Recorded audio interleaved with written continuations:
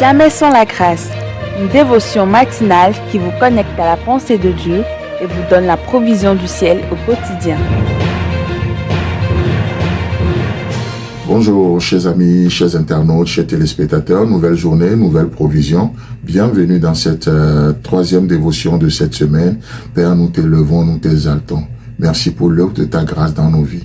Tu es ce Dieu qui restaure nos cœurs brisés, qui restaure nos relations brisées, qui restaure l'Église, qui restaure l'Évangile au milieu des hommes aujourd'hui. Parce que malheureusement, ô combien l'Évangile a été corrompu par les cœurs corrompus, par les individus mal intentionnés. Mais tu restaures ton Évangile, l'Évangile pur qui sauve, qui délivre, qui libère encore aujourd'hui. Béni sois-tu au nom puissant de Jésus.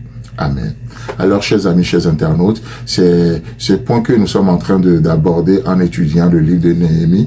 Personnellement, c'est un point qui me touche vraiment, juste de voir que la prière, c'est une arme. Beaucoup plusieurs fois nous a présenté la prière comme étant un devoir chrétien. Non, c'est une nécessité simplement. Respirer, ce n'est pas un devoir, c'est une nécessité pour vivre, n'est-ce pas? Et la prière, c'est la respiration de l'âme. C'est la respiration de l'âme.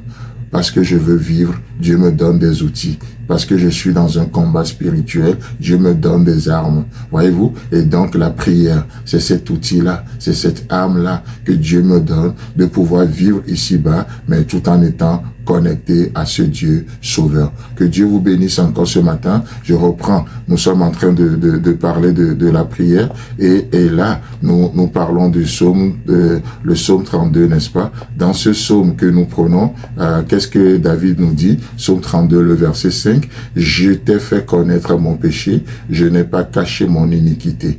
J'ai dit, j'avouerai mes transgressions à l'Éternel et tu as effacé la peine de mon péché. Alléluia. Non seulement tu m'as pardonné, mais tu m'as restauré. Non seulement tu m'as restauré, mais tu m'as rétabli. Tu m'as rétabli.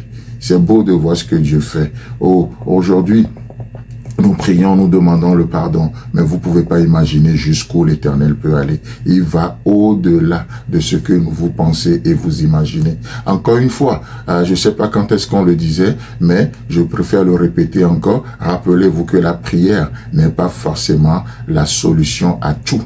D'accord? La prière n'est pas forcément la solution à tout.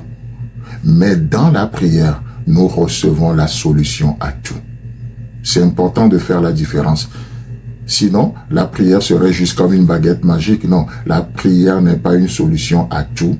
Mais lorsque nous rentrons dans la prière, nous recevons une réponse pour tout. Pourquoi? Parce que la prière, c'est un lieu, c'est un moment de rendez-vous. C'est un temps de communion avec une personne. Voyez-vous, c'est un moment de communion. Et nous voyons cette parfaite illustration dans la vie d'Israël. Vous savez, le peuple s'est rebellé contre Moïse et Dieu va envoyer le serpent brûlant dans le désert qui va les mordre et beaucoup vont mourir. Face à cette situation, qu'est-ce qui se passe? Le peuple va se tourner vers Moïse. Et dans Nombre chapitre 21, le verset 7, qu'est-ce que le peuple dit ceci? Le peuple vint à Moïse et dit, nous avons péché, car nous avons parlé contre l'Éternel et contre toi. Prie l'Éternel afin qu'il éloigne de nous ces serpents. Et Moïse pria pour le peuple. Voyez-vous? Donc, le peuple vient, Moïse prie, mais pour que l'Éternel éloigne de nous ces serpents qui nous font du mal. Et la Bible nous dit, et Moïse pria. Mais vous savez, prier n'est pas forcément forcer, prier, ce n'est pas forcer la main à Dieu pour que Dieu puisse aller dans notre sens, pour que Dieu puisse accomplir nos 4 volontés, nos méthodes. Non, prier, c'est se tourner vers Dieu et laisser l'Éternel faire. Le peuple a dit, prie l'Éternel afin qu'il éloigne de nous ces serpents. Mais qu'est-ce que nous voyons? Mais lorsque Moïse va prier, Moïse va prier, il va parler à Dieu, mais la solution de Dieu ne sera pas ce que le peuple voulait. La solution de Dieu n'est pas ce que le peuple demandait, c'est-à-dire d'éloigner ces serpents. Mais la solution de Dieu n'est pas humainement correcte, mais elle est divinement correcte.